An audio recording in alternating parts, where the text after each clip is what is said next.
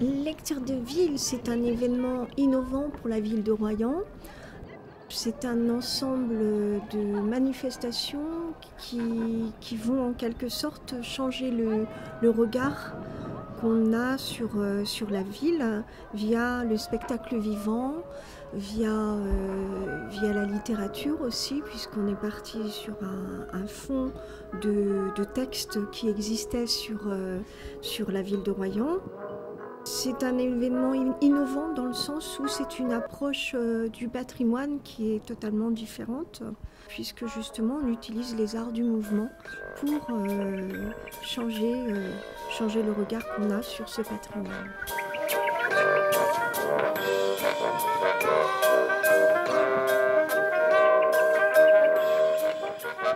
On a eu du travail plastique, vocal, et puis il y a eu aussi l'arrivée de personnages mythologiques à Royan. Les sirènes de l'estuaire qui représentent finalement un intact du monde. Ce qu'on peut retenir des sirènes, c'est effectivement leur arrivée au port de pêche, qui à la fois était tout à fait connectée aux propos du projet, puisqu'elles arrivaient et puis en fait accédaient au monde humain par les outils du port de pêche, par les grues qui les soulevaient et qui permettaient de supporter leur agrès de cirque dans lequel elles virevoltaient déjà dès l'arrivée.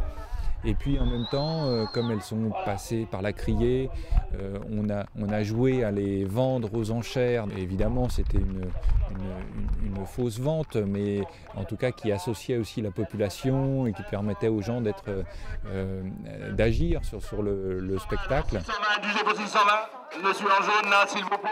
Ça aussi, c'était une façon de mettre en lumière ces métiers qui souvent sont très difficiles et en même temps sont pas très connus. Et voilà, c'était pour mettre en contact les habitués du port, les pratiquants du port avec ces êtres, ces personnages finalement du spectacle Lecture de ville.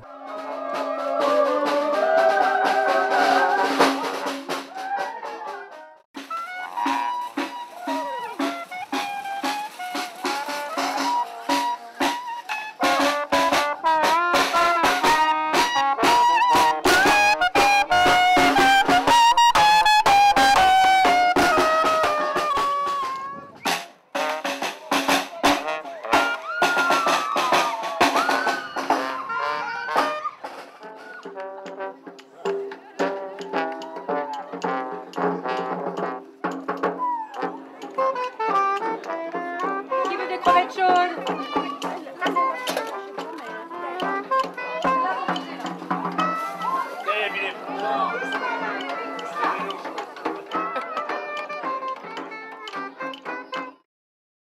Nous vous proposons un voyage dans un édifice de mots à suivre à la lettre.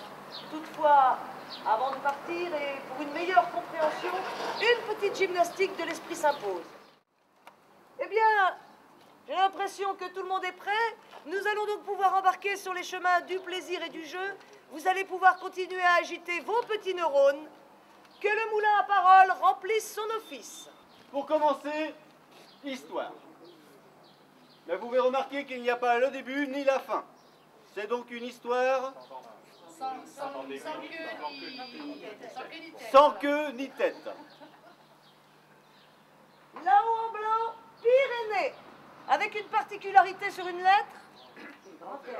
Oui, le grand air des Pyrénées. Mot langue. C'est une expression. Ah oui, mais le mot il est comment? Un petit mot sur le bout de la langue. Un petit mot sur le bout de la langue.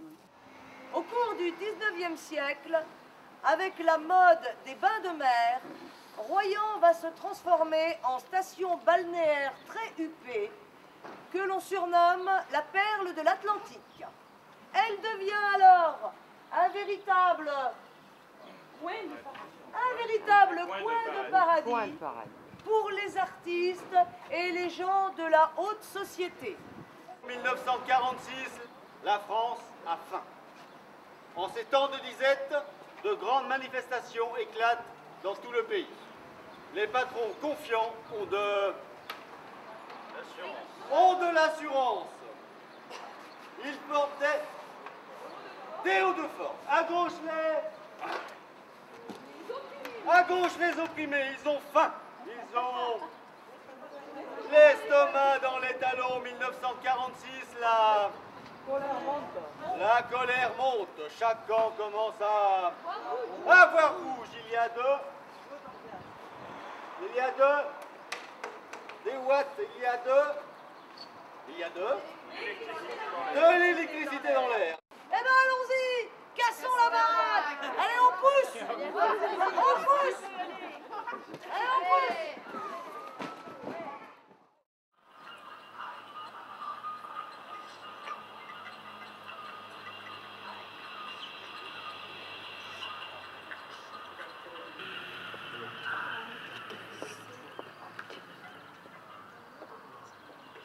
Les sirènes étant elles-mêmes artistes de cirque, eh bien, étaient à la fois en résidence et livrant des confidences aux spectateurs dans un rapport de 1 pour 1 à la piscine de Foncillon, donc des toutes petites formes de 10 minutes, comme un entresort forain finalement.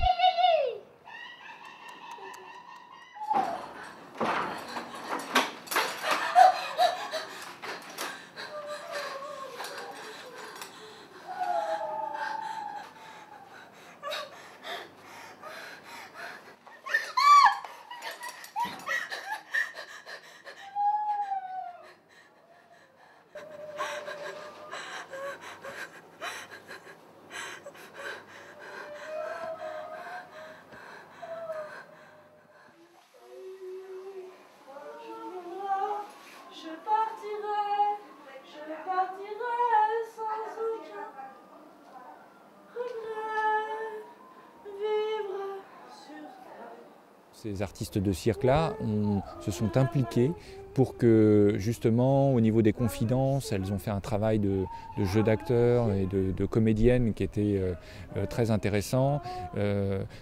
Certaines des sirènes avaient des aptitudes vocales, il y avait une chanteuse lyrique parmi elles, doublée aussi d'une artiste de cirque, et toutes avaient des pratiques de cirque, des équilibres au trapèze, à différents agrès aériens, donc ça leur donnait une polyvalence très intéressante pour ce genre de projet où elles étaient vraiment multicartes et elles pouvaient intervenir dans différents contextes.